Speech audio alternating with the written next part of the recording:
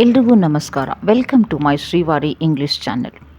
Friends, ನಿಮಗೆಲ್ಲ ಗೊತ್ತಿರೋ ಹಾಗೆ ನಾನು ಗ್ರೂಪ್ ಸಿ ಇಂಗ್ಲೀಷ್ ವೀಡಿಯೋಸ್ ಮಾಡ್ತಾಯಿದ್ದೀನಿ. ಇದು ನನ್ನ 4ನೇ ವೀಡಿಯೋಸ್.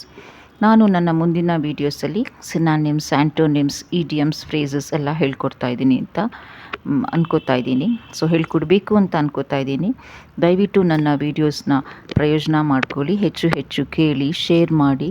ಖಂಡಿತವಾಗ್ಲೂ ಇದು ನಿಮಗೆ ಹೆಲ್ಪ್ ಆಗುತ್ತೆ ಅಂತ ನನ್ನ ಅನಿಸಿಕೆ. ಹಾಗಾದರೆ ನಮ್ಮ ಕ್ಲಾಸ್ ಶುರು ಮಾಡೋಣ ಬನ್ನಿ.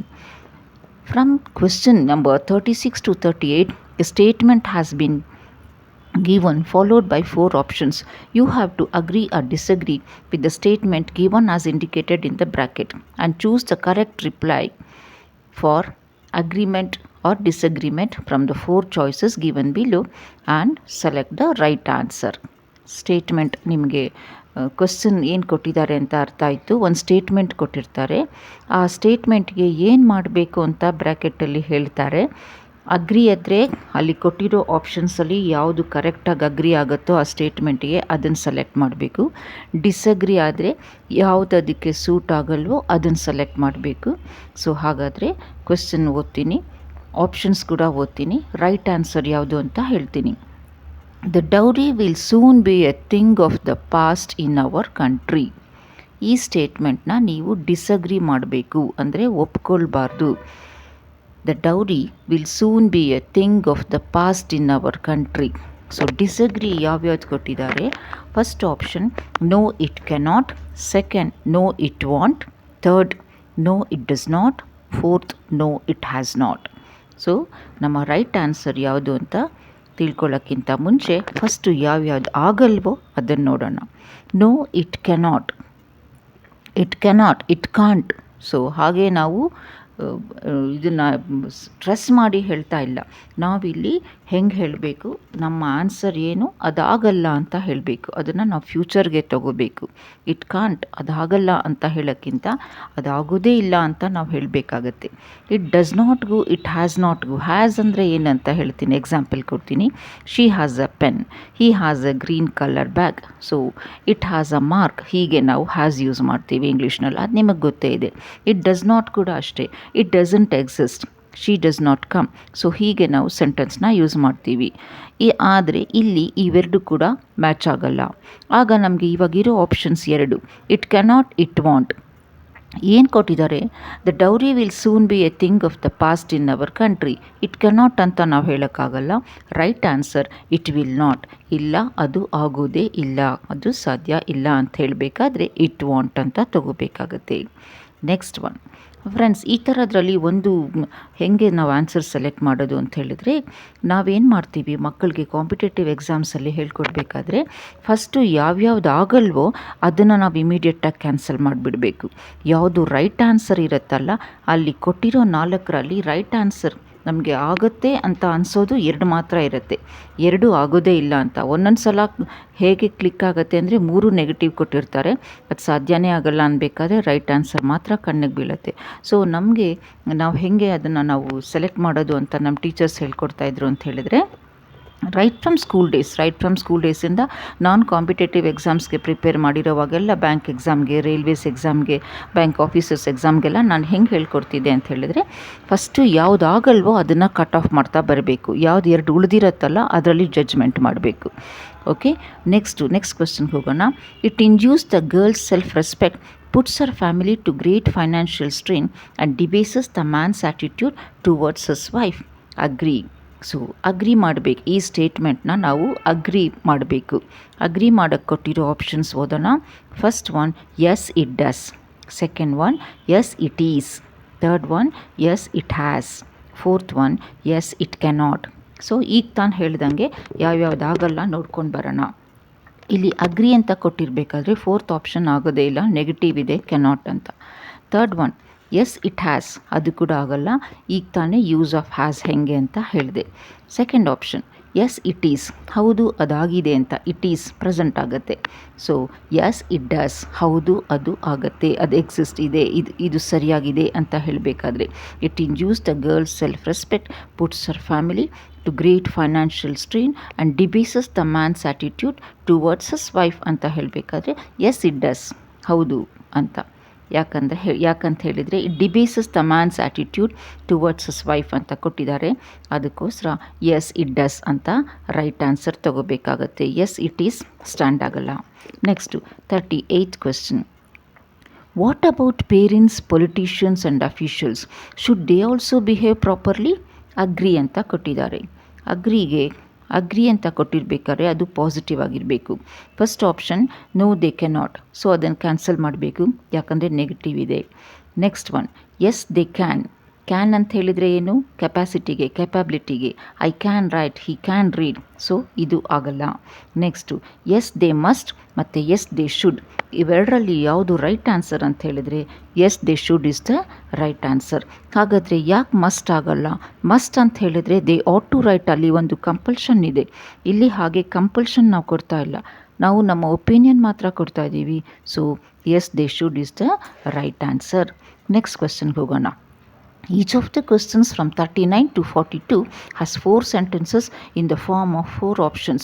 You have to identify the most appropriate sentence out of them and mark the corresponding answer in your answer sheet. First one, he is gifted with a talent for painting. Second, he is gifted in a talent for painting. He is gifted for a talent for painting. He is gifted under a talent for painting. So ಈಗ ತಾನು ಹೇಳ್ದಂಗೆ ಯಾವ್ಯಾವ್ದಾಗಲ್ಲ ನೋಡೋಣ. He is gifted under something is wrong. He is gifted for a talent, ಅದು ಕೂಡ ಆಗಲ್ಲ. ಯಾಕೆ ಆಗಲ್ಲ? ಇನ್ನು ಮಿಕ್ಕಿದ್ದು ಯಾವುದೂ ಆಗಲ್ಲ. He is gifted in a talent, ಅದು ಕೂಡ ಆಗಲ್ಲ. Right answer he is gifted with a talent. With ಮಾತ್ರ ಯಾಕಾಗತ್ತೆ? He is gifted with something, with some talent. So he is gifted with a talent, so it may be he is gifted with a color, he is gifted with an intelligence, he is gifted with a handwriting, he is gifted with a singing, so something like that. So most of the times gifted with ಬರುತ್ತೆ, that's the right answer. ಯಾಕೆ ಹೀಗೆ ಅಂತ ಹೇಳಿದರೆ, gifted with ಅಂತ ಹೇಳಿದರೆ ಇಂಗ್ಲೀಷ್ನಲ್ಲಿ ಒಂದು ಸುಮಾರು thousands more than not 1 or 2,000, more than thousands. So ಅದೇನಾಗುತ್ತೆ, ಅದಕ್ಕೆ ಪ್ರಿಪೋಸಿಷನ್ಸ್ ಅದೇ ಬರಬೇಕು ಅಂತ ಆಗುತ್ತೆ. We call those as the rule of the words ಅಂತ ಕರಿತೀವಿ. For example prefer to, senior to, inferior to, superior to, ಹೀಗೆಲ್ಲ all OR ending words most of the times prepositions TO ಟೂನೇ ಬರುತ್ತೆ. ಸೊ ಅಬ್ಸ್ಟ್ರೀಮ್ ಫ್ರಮ್, ಹೀಗೆಲ್ಲ ಕೆಲವೊಂದು ವರ್ಡ್ಸ್ಗೆ ಆಯಾ ಪ್ರಿಪೋಸಿಷನ್ಸೇ use ಮಾಡಬೇಕು. ಹಾಗೆ ತಗೊಂಡಾಗ ಇಲ್ಲಿ gifted with most of the times stand ಆಗುತ್ತೆ.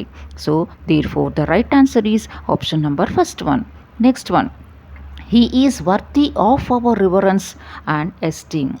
Next, he is worthy in our reverence and esteem. He is worthy upon our reverence and esteem.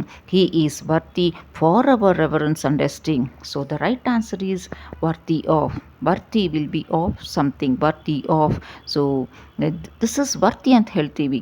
So ಈ ಪ್ರೈಸ್ಗೆ ಇದು ನಾವು ಯಾವುದಾದ್ರೂ ಒಂದು ವಾಚು, ಒಂದು ಡ್ರೆಸ್ಸು ಏನಾದರೂ ಇಟ್ ಈಸ್ ವರ್ತ್ ಅಂತ ಹೇಳ್ತೀವಿ. ವರ್ತ್ ಅಲ್ಲ, it is worthy. So worthy of ಅಂತಲೇ ಪ್ರಿಪೋಸಿಷನ್ ಬರುತ್ತೆ. ಸೆಂಟೆನ್ಸ್ ನೋಡಿ, ಮೋಸ್ಟ್ ಆಫ್ ದ ಇವಾಗ ತಾನು ಹೇಳ್ದಂಗೆ most of the times most of the English ವರ್ಡ್ಸ್ಗೆ ಕೆಲವೊಂದು ಪ್ರಿಪೋಸಿಷನ್ಸೇ ಯೂಸ್ ಮಾಡಬೇಕು. ಹಾಗಾದರೆ ಅದರಲ್ಲಿ ಇವಾಗ ತಾನು ಕಲ್ತಿದ್ದು ಯಾವುದು? ನಾವು ಗಿಫ್ಟೆಡ್ ವಿತ್, ವರ್ತಿ ಆಫ್, ಇವೆರಡೂ ಕೂಡ ಅದೇ ಪ್ರಿಪೋಸಿಷನಲ್ಲಿ ಸ್ಟ್ಯಾಂಡ್ ಆಗುತ್ತೆ. Will move on to the next question. Neither the principal or the lecturer were present at the meeting. Neither the principal nor the lecturers were present in the meeting.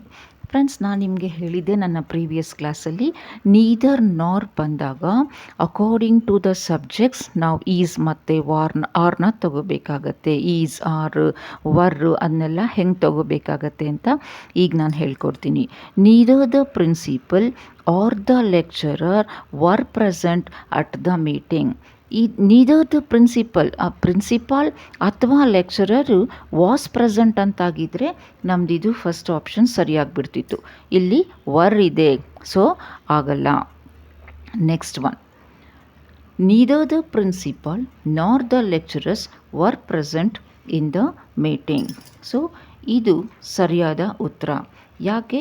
Neither the principal nor the lecturer ಒಬ್ಬನೇ ಅಲ್ಲ, lecturers ಇದ್ದಾರೆ, ಅದಕ್ಕೋಸ್ಕರ were present ಸರಿಯಾದ ಉತ್ತರ third option. Neither the principal nor the lecturers was present ಇದೆ, ಅದು ಕೂಡ ಆಗಲ್ಲ. ಯಾಕಂತ ಹೇಳಿದರೆ ಲೆಕ್ಚರರ್ಸ್ ಇದೆ, ಇಲ್ಲಿ ವಾಸ್ ಇದೆ. ಸೊ ಥರ್ಡ್ ಕೂಡ ಆಗಲ್ಲ. Fourth one, neither the principal nor the lecturers have present, ಖಂಡಿತವಾಗ್ಲೂ ಆಗಲ್ಲ. ರೈಟ್ ಆನ್ಸರ್ ಏನಾಗಿದೆ? Neither the principal nor the lecturers ವರ್ರೇ ಆಗಬೇಕು. Neither the principal nor the lecturer was ಕೂಡ ಕರೆಕ್ಟು, ಆದರೆ ಲೆಕ್ಚರರ್ಸ್ ಇರೋದ್ರಿಂದ ಇಲ್ಲಿ ವರ್ ಆಗಬೇಕು. ಪ್ಲೂರಲ್ ಸಬ್ಜೆಕ್ಟ್ಗೆ ಪ್ಲೂರಲ್ ವರ್ಬೇ ಆಗಬೇಕು. So the right answer is option number second one. 42nd question. You must learn to adopt yourself to changing circumstances. First option. You must learn to adopt ADOPT yourself to changing circumstances. So friends, ನಾನು ಈ ಅಡಾಪ್ಟ್ಗೆ ನಾನು ಹೇಳ್ತೀನಿ ADAPT adapt ಅಂತ ಹೇಳಿದರೆ to get adjust with something. ADOPT ದತ್ತು ತಗೊಳ್ಳೋದು ಅಂತ ಹೇಳೋದು. ಸೊ ಹಾಗಾದರೆ ಇಲ್ಲಿ option number first one right answer. You must adapt yourself to changing circumstances. ಯಾಕೆ ಅಂತ ಹೇಳಿದರೆ ಇಲ್ಲಿ ADAPT ಕರೆಕ್ಟ್ ಸ್ಪೆಲ್ಲಿಂಗ್ ಇದೆ. ಫಸ್ಟ್ ಆಪ್ಷನಲ್ಲಿ ಯು ಆ್ಯಂಡ್ ಯೋರ್ ಸೆಲ್ಫ್ ಸರಿಯಾಗಿದೆ, ಪ್ರಿಪೋಸಿಷನ್ ಕೂಡ ಸರಿಯಾಗಿದೆ. ನೆಕ್ಸ್ಟ್ ನೋಡೋಣ. You must learn to adapt, ADOPT ತಗೊಂಡಿದ್ದಾರೆ, ಸೊ ಆಗಲ್ಲ. Third option you must learn to adept, ADEPT ಇದೆ, ಖಂಡಿತವಾಗ್ಲೂ ಆಗಲ್ಲ. Fourth option you must learn to adapt himself ಇದೆ. ಯು ಬಂದಾಗ ಯುವರ್ ಸೆಲ್ಫ್, ಹಿ ಬಂದಾಗ ಹಿಮ್ಸೆಲ್ಫ್, ಶಿ ಬಂದಾಗ ಹರ್ ಸೆಲ್ಫ್, ಇಟ್ ಬಂದಾಗ ಇಟ್ ಸೆಲ್ಫ್, ದೇ ಬಂದಾಗ ದೆಮ್ಸೆಲ್ಸ್ ಬರಬೇಕು. ಹಾಗೆ ನೋಡಿದಾಗ ನಮ್ಮ ಆಪ್ಷನ್ ನಂಬರ್ ಫಸ್ಟ್ ಒನ್ ಸರಿಯಾಗಿದೆ. So we will move on to the next question. Next ಏನಿದೆ, choose the word which is an antonym of the given word and mark the appropriate answer in your answer sheet ಅಂತ ಇದೆ. 43rd question. Wax. Wax ಅಂದರೆ ನಮಗೆಲ್ಲ ಗೊತ್ತು, ಮೇಣ, ಜೇನು ಮೇಣ. ಇದನ್ನು ನಾವು ಏನಕ್ಕೆ ಯೂಸ್ ಮಾಡ್ತೀವಿ? ಯಾವುದನ್ನಾದರೂ ಒಂದು ಜಾಯಿಂಟ್ ಮಾಡೋಕ್ಕೆ ನಾವು ಯೂಸ್ ಮಾಡ್ತೀವಿ, ಹೌದಲ್ವಾ? ಹಾಗಾದರೆ ಉಳಿದಿದ್ದಕ್ಕೆ ಏನು ನೋಡೋಣ, ಅರ್ಥ ನೋಡೋಣ. ಸೊ WANE ವೇನ್ ಅಂತ ಹೇಳಿದ್ರೆ ಡಿಕ್ಲೈನ್, ಸೋಲೋದು ಅಂತ ಅರ್ಥ ಆಗುತ್ತೆ. WEAN ಅಂತ ಹೇಳಿದರೆ ಡಿಟ್ಯಾಚ್ ಅಂತ ಆಗುತ್ತೆ. WHINE ವೈನ್ ಅಂತ ಹೇಳಿದರೆ ಹೈ ಪಿಚ್ ಸೌಂಡ್. ಸೊ ಇಲ್ಲಿ ಇವಾಗ ಅವ್ರು ನಮ್ಮನ್ನು ಕೇಳಿರೋದು ಆ್ಯಂಟೋನಿಮ್. ಸೊ ವ್ಯಾಕ್ಸ್ನ ನಾವು ಯಾವಾಗ ಯೂಸ್ ಮಾಡ್ತೀವಿ? ಜಾಯಿನ್ ಮಾಡೋದಕ್ಕೆ ಅಂತ ಈಗ ತಾನು ಹೇಳಿದೆ. ಮೇಣ ಒಂದು ಕರ್ಗೋ ಅಂತ ಇದು. ಸೊ ಮತ್ತು ಜೇನುಮೇಣ ಅಂತ ತಗೊಂಡಾಗ ಅದನ್ನು ಜಾಯಿನ್ ಮಾಡೋದಕ್ಕೆ. ಹಾಗಾದರೆ ನಿಮ್ಗೆ ಅನಿಸ್ಬೋದು WEAN ಇದನ್ನು ಡಿಟ್ಯಾಚ್ ಮಾಡೋಕ್ಕೆ, ಇದನ್ನು ಜಾಯಿನ್ ಮಾಡೋಕ್ಕಾದರೆ WEN ಡಿಟ್ಯಾಚ್ ಮಾಡೋಕ್ಕೆ ರೈಟ್ ಆನ್ಸರ್ ತೊಗೊಂಬಿಡೋಣ ಅಂತ. ಇಲ್ಲ, ಇಲ್ಲಿ ರೈಟ್ ಆನ್ಸರ್ ಏನಾಗುತ್ತೆ? ಡಿಕ್ಲೈನ್. ಸೊ ಕುಗ್ಗಿಸೋದು, ವೇನ್ ಸ್ಟ್ರೆಂತನ್ನ ತಗ್ಸೋದು. ಈ ವ್ಯಾಕ್ಸ್ನ ನಾವು ಹೇಗೆ ಇದನ್ನು ಕರಗೋದಂಥ ವಸ್ತು, ಜಾಯಿನ್ ಮಾಡೋವಂಥ ವಸ್ತು, ಸ್ಟ್ರೆಂತನ್ ಮಾಡೋದಕ್ಕೆ. ಸೊ ಎಕ್ಸಾಕ್ಟಾಗಿ ನಾವು ಮೀನಿಂಗ್ ತಗೊಂಡಾಗ ಇಲ್ಲಿ WANE ವೇನ್ ಅಂತ ಆಗುತ್ತೆ. So right answer is option number first one. Plebeian ಅಂತ ಹೇಳ್ತಾರೆ. What is the meaning of this? 44th one, plebeian, PLEBEIAN. ಹಂಗಂತ ಹೇಳಿದರೆ it is of the common people. So ಸಾಮಾನ್ಯ ಮನುಷ್ಯರನ್ನ ಹಾಗೆ ಕರೀತಾರೆ. ಇಲ್ಲಿ ನಮಗೆ ಅವರು ಅಪೋಸಿಟ್ ಕೇಳಿದ್ದಾರೆ. ಸೊ ಅಪೋಸಿಟ್ ಕೇಳಿದಾಗ ನಾವು ಅದರ ಅರ್ಥ ಮೊದಲು ಹುಡ್ಕೋಬೇಕು. ಸೊ ಅರಿಸ್ಟೋಕ್ರಾಟಿಕ್ ಅಂತ ಹೇಳಿದರೆ ರಿಚ್ ಆ್ಯಂಡ್ ಕ್ಲಾಸಿ ಪೀಪಲ್ನ, ತುಂಬ ಫ್ಯಾಷನೇಬಲ್ ಪೀಪಲ್ನ ಅರಿಸ್ಟೋಕ್ರಾಟಿಕ್ ಪೀಪಲ್ ಅಂತ ಕರೀತಾರೆ. ಇಂಪವರಿಸ್ಟ್ ಅಂತ ಹೇಳಿದರೆ ವೆರಿ ಪೂರ್, ಒಂಥರ ಡಿಸ್ಗ್ರೇಸ್ಫುಲ್ ಸಿಚುಯೇಷನ್ ಆಗುತ್ತೆ. ಈದರ್ ಪೂರ್ ಅಂತಲೂ ಆಗ್ಬೋದು, ಆರ್ ಹೆಲ್ಪ್ಲೆಸ್ ಅಂತಲೂ ಆಗ್ಬೋದು. A person who has no physical or mental health ಕೂಡ ಆಗ್ಬೋದು. ಸೊ ನೆಕ್ಸ್ಟ್ ಆಪ್ಷನ್ ನಮಗೇನಿದೆ? ಅನ್ಕಲ್ಟಿವೇಟೆಡ್ ಇದೆ, ಆಮೇಲೆ ಆರ್ಡಿನರಿ ಇದೆ. ಸೊ ನಾವು ರೈಟ್ ಮೀನಿಂಗ್ ತಗೊಂಡಾಗ, ಅಪೋಸಿಟ್ ತಗೊಂಡಾಗ ಪ್ಲೆಬಿಯನ್ಗೆ ಆಪೋಸಿಟ್ ಅರಿಸ್ಟೋಕ್ರಾಟಿಕ್. ಪ್ಲೆಬಿಯನ್ ಅಂತ ಹೇಳಿದರೆ ಕಾಮನ್ ಮ್ಯಾನ್, ಅರಿಸ್ಟೋಕ್ರಾಟಿಕ್ ಅಂತ ಹೇಳಿದರೆ ರಿಚ್ ಮ್ಯಾನ್ ಆಗುತ್ತೆ. Next 45th question. ಹ್ಯಾಕ್ನೀಡ್ ಅಂತ ಹೇಳಿದ್ರೆ ಹಳತಾಗೋಗಿರೋದು, ಅದರ ಸಾರ ಇಲ್ಲದೆ ಇರೋದು, ಕೆಟ್ಟು ಹೋಗಿರೋದು ಅಂತ ಹೇಳ್ಬೋದು. Lacking the freshness, very dull and meaningless. So interest ಇಲ್ಲದೆ ಇರೋವಂಥದ್ದು ಹ್ಯಾಕ್ನೀಡ್ ಆಗುತ್ತೆ. ಸೊ ಅದರ ರೈಟ್ ಆನ್ಸರ್ ಏನು ತಗೊಂಡಿದ್ದಾರೆ ನೋಡೋಣ. ಫಸ್ಟ್ ಆಫ್ ಆಲ್ ಎಲ್ಲನೂ ನಾವು ಮೀನಿಂಗ್ಸ್ ನೋಡ್ತಾ ಬರೋಣ. ಸೊ ಪ್ರೊಸೈಕ್ ಮೀನಿಂಗ್ ತಗೊಂಡಾಗ ಹ್ಯಾವಿಂಗ್ ಅ ವೆರಿ ಕ್ರಿಯೇಟಿವಿಟಿ ಅಂತ ಆಗುತ್ತೆ.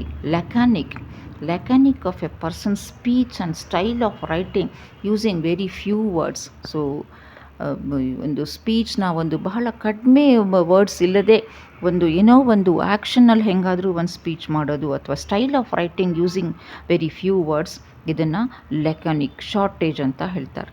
ನೆಕ್ಸ್ಟ್ ಆಪ್ಷನ್ ಇರೋದು second option, ಹಮ್ಡ್ರಮ್.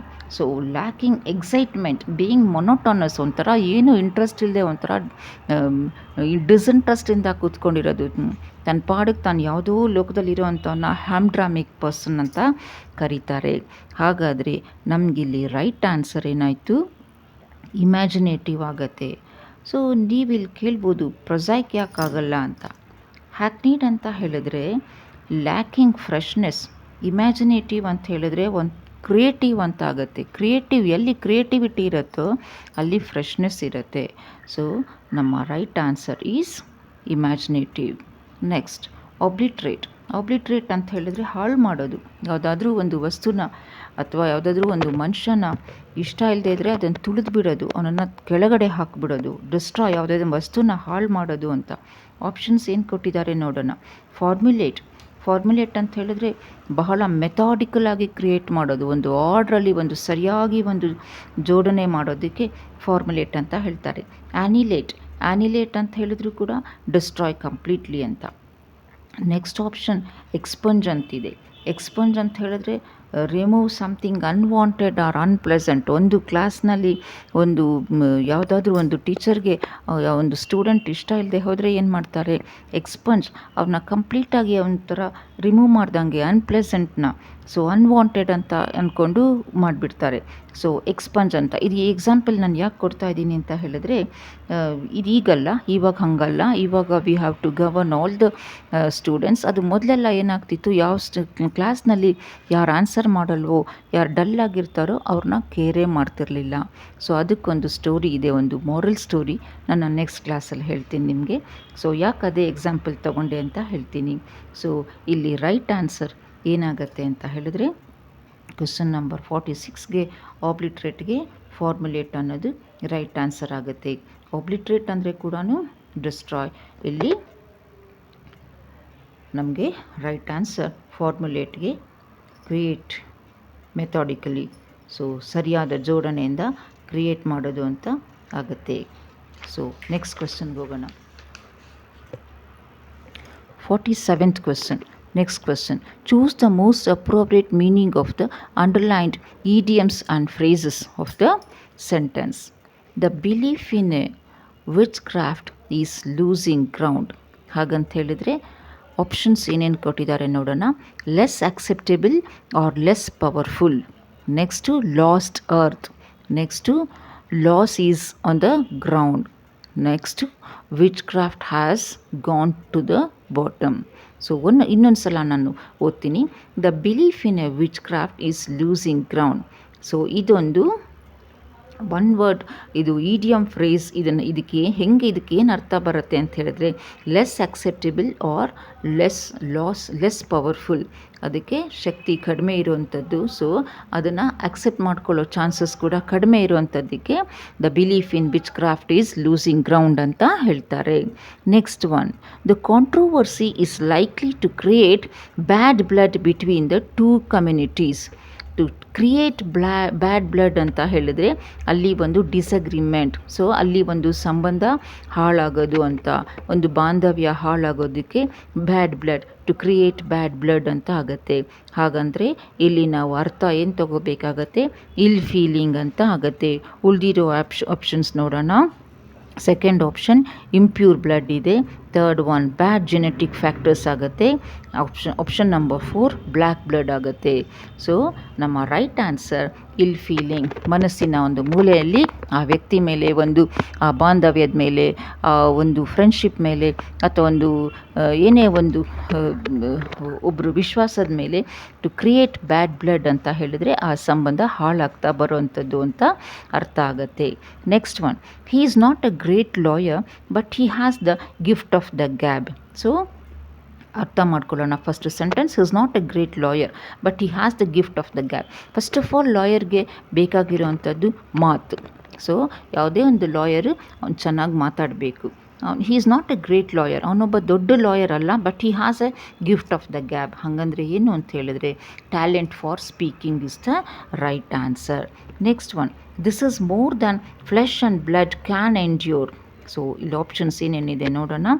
Solid and liquid, whole body, and option number 3, flesh as well as blood, and next is humane nature. So flesh and blood can endure. Flesh and blood ಅಂತ ಹೇಳಿದರೆ ನಿನ್ನ ದೇಹ ಮನಸ್ಸು ಎಲ್ಲ ಹಾಕಿ ಕಷ್ಟಪಟ್ಟು ಓದಬೇಕು. You have to study hard with flesh and blood ಅಂತ ಹೇಳ್ತೀವಿ. ಸೊ ಹಾಗಂತ ಹೇಳಿದರೆ ನಿನ್ನ ಶಕ್ತಿಯಿಂದ ನಿನ್ನ ಇಡೀ ಒಂದು whole body or human nature. So ಇದನ್ನು whole body physical and mental strength ಅಂತ ಹೇಳೋದಕ್ಕೆ ಇದನ್ನು ಫ್ಲೆಶ್ ಆ್ಯಂಡ್ ಬ್ಲಡ್ ಅಂತ ಹೇಳ್ತಾರೆ. So the right answer is option number second one. Next one, from question number 51 to 54, choose the answer which is nearest in meaning, that is synonym. ಓದೋಣ ಹಾಗಾದರೆ. Some of our leaders carry themselves with great panache. So first of all ಹಾಗಂದರೆ ಏನು ಅಂತ ತಿಳ್ಕೊಳ್ಳೋಣ. Panache ಅಂತ ಹೇಳಿದರೆ confidence of style or manner. So ನಾವು ಯಾವಾಗಲೂ ಹೇಳ್ತೀವಿ, ನಾನು ನಮ್ಮ ಸ್ಟೂಡೆಂಟ್ಸ್ಗೆ ಯಾವಾಗಲೂ ಹೇಳ್ತಿದ್ದೆ, ಹೊರಗೆ ಹೋಗಬೇಕಾದ್ರೆ we dress up ourselves with best of our clothes ಅಂತ. ನಾರ್ಮಲಾಗಿ ನಾವು ಒಂದು ಹೊರಗಡೆ ಹೋಗಬೇಕಾದ್ರೆ ಕನ್ನಡಿ ಮುಂದೆ ನಿಂತ್ಕೊಂಡು ಆ ಕನ್ನಡಿ ನಮಗೆ ಅಗ್ರಿ ಆದಮೇಲೆ ನೀಟಾಗಿ ಡ್ರೆಸ್ ಮಾಡ್ಕೊಂಡು ಹೋಗ್ತೀವಿ. What is the use of with the best clothes ಅಂತ ಹೇಳಿ, ನಮ್ಮ ಬೆಸ್ಟ್ ಕ್ಲೋತ್ಸಲ್ಲಿ ನಾವು ಯಾವಾಗಲೂ ಹೊರಗೆ ಹೋಗಬೇಕು, ನೀಟಾಗಿ ಡ್ರೆಸ್ ಮಾಡ್ಕೋಬೇಕು, ನೋಡೋರ್ಗೆ ಚೆನ್ನಾಗಿ ಕಾಣಿಸ್ಬೇಕು ಅಂತ. ಸೊ ಇಲ್ಲಿ ಎರಡು ಆಪ್ಷನ್ಸ್ ಇರುತ್ತೆ. ಒಂದು, ನಾವು ಚೆನ್ನಾಗಿ ಕಾಣಿಸ್ಬೇಕು, ನೋಡಿದವ್ರು ಎಷ್ಟು ಚೆನ್ನಾಗಿದ್ದಾರೆ ಅಂತ ತಿಳ್ಕೊಬೇಕು ಅಂತ. ಆದರೆ ನಾವೇನು ಹೇಳ್ತೀವಿ ಅಂತ ಹೇಳಿದ್ರೆ, ನಮಗೇನು ಹೇಳ್ತಾಯಿದ್ರು ಅಂತ ಹೇಳಿದ್ರೆ, ನಮ್ಮ ಎದುರುಗಡೆ ಇದ್ದವರು ನಮ್ಮನ್ನು ಚೆನ್ನಾಗಿದ್ದಾರೆ ಅಂತ ಹೇಳೋಕ್ಕಿಂತ ನಮಗೆ ಡ್ರೆಸ್ ಮಾಡಿಕೊಂಡಾಗ ನಮಗೆ ಕಾನ್ಫಿಡೆನ್ಸ್ ಬರುತ್ತೆ, ಸೆಲ್ಫ್ ಕಾನ್ಫಿಡೆನ್ಸ್ ಅಂತ ಬರುತ್ತೆ. ಸೊ ಈ ಪೆನಾಶ್ ಅನ್ನೋದು ಕೂಡ ಅದೇ ಅರ್ಥದಲ್ಲಿ ಬರುತ್ತೆ, confidence of style or manner. Next ಏನಿದೆ ನೋಡೋಣ ಆಪ್ಷನ್ನು. ನೆಕ್ಸ್ಟ್ ಆಪ್ಷನ್ ಸ್ನಾಬಿಶ್ನೆಸ್ ಅಂತ ಇದೆ. ಸ್ನಾಬಿಶ್ನೆಸ್ ಅಂತ ಹೇಳಿದ್ರೆ attitude of people who think they are better than others ಅಂತ ಇದೆ. ಸೊ ನೆಕ್ಸ್ಟ್ ಆಪ್ಷನ್ ನೋಡೋಣ. ಆ್ಯರೋಗ್ಯಾನ್ಸ್, ತುಂಬ ಆ್ಯರೋಗ್ಯಾಂಟ್ ಅವಳು ಅಂತ ಹೇಳ್ತೀವಿ. ಆ ಪರ್ಸನ್ ತುಂಬ ಆ್ಯರೋಗ್ಯಾಂಟ್ ಅಂತ ಹೇಳಿದರೆ ಒಂಥರ ರಫ್ ಆಗಿ ಮಾತಾಡ್ತಾರೆ, ತುಂಬ ತನ್ನನ್ನು ತಾನೇ ಕರೆಕ್ಟ್ ಅಂತ ಅಂದ್ಕೊಂಡು ಹೇಗೇಗೋ ಆನ್ಸರ್ ಕೊಡ್ತಾರೆ, ಅಂಥವ್ರನ್ನ ಆ್ಯರೋಗ್ಯಾಂಟ್. ವಿಸ್ಡಮ್ ಗೊತ್ತೇ ಇದೆ, ಬುದ್ಧಿವಂತನ ಅಂತ. ಹಾಗಾದರೆ ಅವರು ಕೊಟ್ಟಿರೋ ರೈಟ್ ಆನ್ಸರ್ ಪೆನಾಶ್ ಅಂತ ಹೇಳಿದರೆ ಏನು, confidence of style or manner. ನಮ್ಮ ಆಪ್ಷನ್ ನಂಬರ್ ಸೆಕೆಂಡ್ ಸಿನಾನಿಮ್ ಆಗುತ್ತೆ. Will move on to the next question. You ought to be aware of the ramification of your speech. Friends, ಇದರಲ್ಲಿ ನಾವು ಇನ್ನೊಂದು ವಿಷಯ ತಿಳ್ಕೊಳ್ಳೋಣ. ಆಟ್ ಯಾವಾಗ ಯೂಸ್ ಮಾಡ್ತೀವಿ ಅಂತ. ಆಟ್ ಅನ್ನೋದನ್ನು ನಾವು ಮಸ್ಟ್ಗೆ ಕೂಡ ಯೂಸ್ ಮಾಡ್ತೀವಿ. You must have to come to my house, you ought to come to my house ಅಂತ. ಆಟ್ನ ನಾವು ಮಸ್ಟ್ ಬದಲು ಯೂಸ್ ಮಾಡ್ತೀವಿ. ಸೆಂಟೆನ್ಸ್ ಓದೋಣ. What is the meaning of ramification? Ramification ಅಂದರೆ a complex or unwelcome consequence of an action.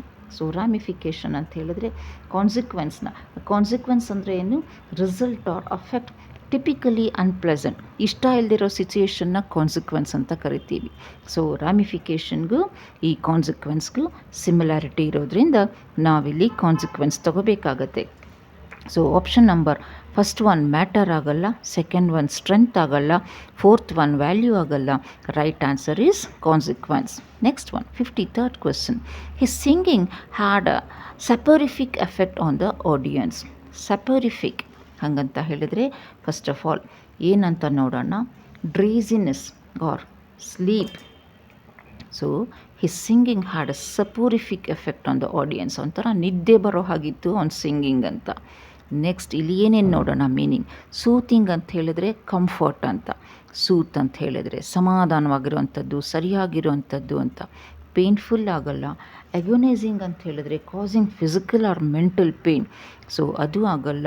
And fourth one inducing drowsiness, so soporific ಅಂತ ಹೇಳಿದ್ರು ಕೂಡ drowsiness or sleep. And option number 4 ಸರಿಯಾದ ಉತ್ತರ. Next one, it was suggested that residents in vicinity should eschew meat during the festival. ESCHEW ಎಶ್ಯೂ ಅಂತ ಹೇಳಿದ್ರೆ ಏನು, avoid ಅಂತ. So ಇಲ್ಲಿ ಅವಾಯ್ಡ್ ಅಂತ ಹೇಳಿದಾಗ ನಮ್ಮ ರೈಟ್ ಆನ್ಸರ್ ಏನಾಗುತ್ತೆ, ಅಬ್ಸ್ಟ್ರೈನ್ ಫ್ರಮ್. ಆಪ್ಷನ್ ನಂಬರ್ 4 ಆಗುತ್ತೆ. ಸೊ ಆಪ್ಷನ್ ನಂಬರ್ 2 ರಿಜೆಕ್ಟ್ ಆಗಲ್ಲ, ಫಸ್ಟ್ ಒನ್ ಅಕ್ಸೆಪ್ಟ್ ಆಗಲ್ಲ, ಥರ್ಡ್ ಒನ್ ಸರ್ವ್ ಆಗಲ್ಲ. ಸೊ ಎಶ್ಯೂ ಅಂತ ಹೇಳಿದ್ರೆ ಅವಾಯ್ಡ್ ಅಂತ. ಆಪ್ಷನ್ ನಂಬರ್ 4 ಅಬ್ಸ್ಟ್ರೈನ್ ಫ್ರಮ್, ದೂರ ಇರೋದು ಅಂತ. ಫ್ರೆಂಡ್ಸ್ ಹಾಗೆ ಇಲ್ಲಿ ಈ ಅಬ್ಸ್ಟ್ರೈನ್ ಇದೆಯಲ್ಲ, ಈ ಅಬ್ಸ್ಟ್ರೈನ್ಗೆ ಪ್ರಿಪೋಸಿಷನ್ ಯಾವಾಗಲೂ ಫ್ರಮ್ ಅಂತಾನೆ ಬರುತ್ತೆ. ನೆಕ್ಸ್ಟು ನಮ್ಮ ಕ್ವೆಶನ್ಸ್ 2 ಪ್ಯಾಸೇಜ್ ಇದೆ. ನಾನು ಪ್ಯಾಸೇಜ್ನ ಲಾಸ್ಟಿಗೆ ಎಕ್ಸ್ಪ್ಲೇನ್ ಮಾಡ್ತೀನಿ. ನಾನಿಲ್ಲಿ ಆನ್ಸರ್ಸ್ ಮಾರ್ಕ್ ಮಾಡಿರ್ತೀನಿ, ಖಂಡಿತವಾಗ್ಲೂ ನೋಡಿ. ಹಾಗಾದರೆ will move on to the next question. ನನ್ನ ನೆಕ್ಸ್ಟ್ ಕ್ವೆಶ್ಚನ್ ಇನ್ನೊಂದು ಸತಿ ಹೇಳ್ತೀನಿ. ಈಗ ನಾನು ಪೇಪರ್ ಹಾಕ್ತಾ ಇದ್ದೀನಲ್ಲ, ಹಾಗೆ ನೋಡಿ 62 ಕ್ವೆಶ್ಚನ್ ಇದೆ.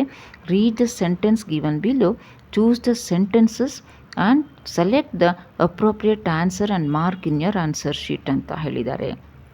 ಸೊ ಇವಾಗ ನೋಡೋಣ ಏನು ಮಾಡಬೇಕು ಅಂತ. ದ ಫಾದರ್ ಸೆಡ್, ಇಲ್ಲಿ ಅಪೋಸ್ಟ್ರಫಿ ಇದೆ, ಡೈರೆಕ್ಟ್ ಸ್ಪೀಚ್ ಸ್ಟಾರ್ಟ್ ಆಗಿದೆ. My son is gifted with remarkable imagination and his writing reveals that he has an old head on young shoulders. Friends ಇಲ್ಲಿ ಕೇಳಿರೋದು he has an old head on young shoulders. ಅವ್ನು ಚಿಕ್ಕವನು but has an old head ಅಂತ ಹೇಳಿದ್ರೆ ಅವನ ವಯಸ್ಸಿಗೆ ಮೀರಿದ ಬುದ್ಧಿ ಇದೆ ಅಂತ. ಸೊ ಇಲ್ಲಿ ಆಪ್ಷನ್ ನಂಬರ್ ಏನಾಗುತ್ತೆ, to be much wiser than one's age. Old head on younger shoulders ಅಂತ ಹೇಳಿದ್ರೆ ಅವನ ವಯಸ್ಸಲ್ಲಿ ಚಿಕ್ಕವನು ಆದರೆ ಬುದ್ಧಿನಲ್ಲಿ ದೊಡ್ಡವನು. ಆಪ್ಷನ್ಸ್ ನೋಡೋಣ. What does the underlined part mean? Having old head on young body, first option. To be much wiser than one's age, second option.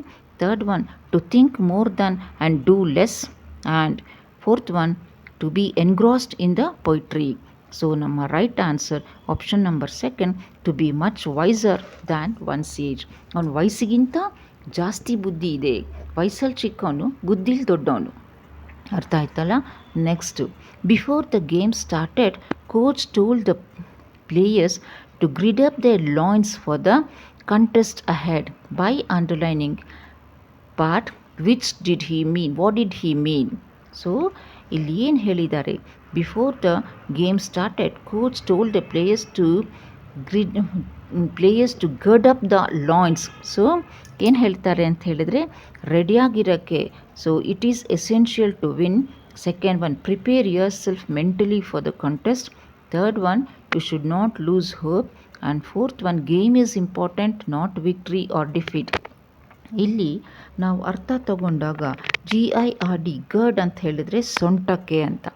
ಸೊಂಟಕ್ಕೆ ಗಟ್ಟಿಯಾಗಿ, ಸೊಂಟ ಗಟ್ಟಿಯಾಗಿಟ್ಕೊಂಡು ನೀವು ಆಡಿ ಅಂತ. ಹಾಗಾದರೆ ಏನು ಅಂತ ಹೇಳಿದರೆ ನಮ್ಮ ಇಲ್ಲಿ option prepare yourself mentally for the contest ಅಂತ ಆಗುತ್ತೆ. Next one, in Los Angeles waiters trying to become famous actors are a dime a dozen.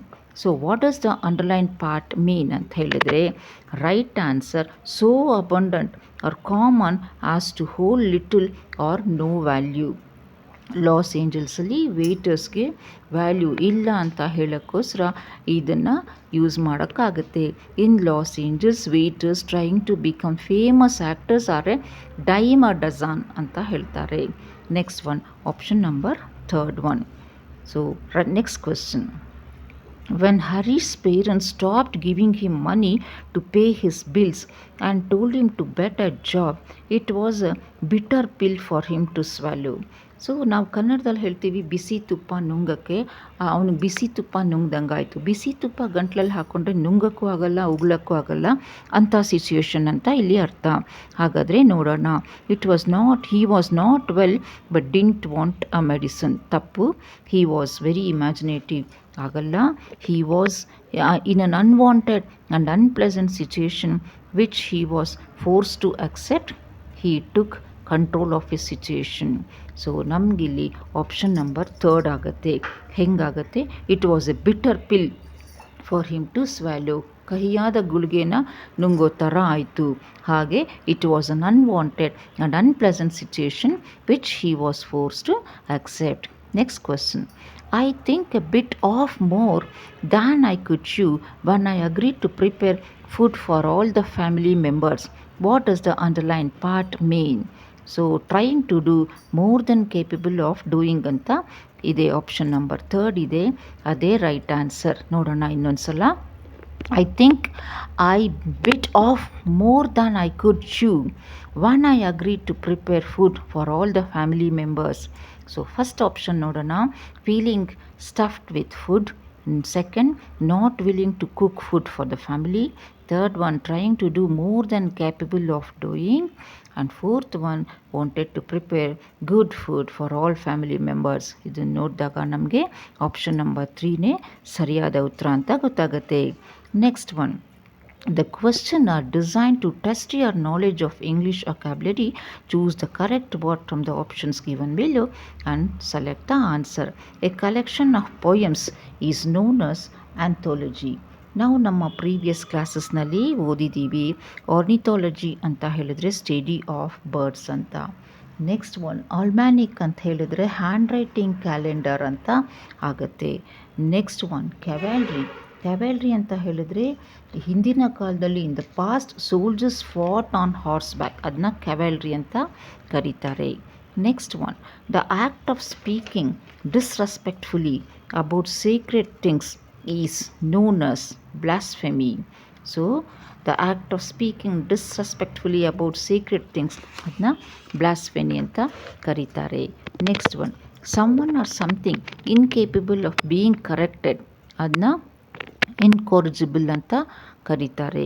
A person who is indifferent to pleasure and pain and has control over his ಎಮೋಷನ್ಸ್ನ ಸ್ಟಾಯ್ಕ್ ಅಂತ ಕರೀತಾರೆ. So ಇಲ್ಲಿಗೆ ನನ್ನ 4th paper ಸಕ್ಸಸ್ಫುಲ್ಲಾಗಿ ಮುಗೀತು friends. ಮತ್ತೆ ನಾನು ಇನ್ನೊಂದು ಸಲ kind request ಅಂತ ಹೇಳಿದ್ರೆ ಈ ವಿಡಿಯೋಸ್ನ ಆದಷ್ಟು ನೋಡಿ ಇದರ ಉಪಯೋಗ ಪಡ್ಕೊಳ್ಳಿ. ಮತ್ತು ಹಾಗೆ ಇದನ್ನು ಶೇರ್ ಮಾಡಿ, ಸಬ್ಸ್ಕ್ರೈಬ್ ಮಾಡಿ, ದಯವಿಟ್ಟು ಕಮೆಂಟ್ ಮಾಡಿ ಇಷ್ಟ ಆಯಿತಾ, ಇಷ್ಟ ಆಗಲಿಲ್ವಾ, ಸರಿಯಾಗಿಲ್ವಾ, ನನ್ನ ಸ್ಪೀಚ್ ಕ್ಲಿಯರ್ ಇದೆಯಾ ಇಲ್ವಾ. ಸೊ ನನಗದು ನೆಕ್ಸ್ಟ್ ವೀಡಿಯೋಸ್ ಮಾಡೋಕ್ಕೆ ತುಂಬ ಹೆಲ್ಪ್ ಆಗುತ್ತೆ. ಹಾಗೆ ನನಗೆ ಪಾಠ ಮಾಡೋದು ಅಂತ ಹೇಳಿದ್ರೆ ತುಂಬ ಇಷ್ಟ ಕೂಡ. Thank you so much. Good luck.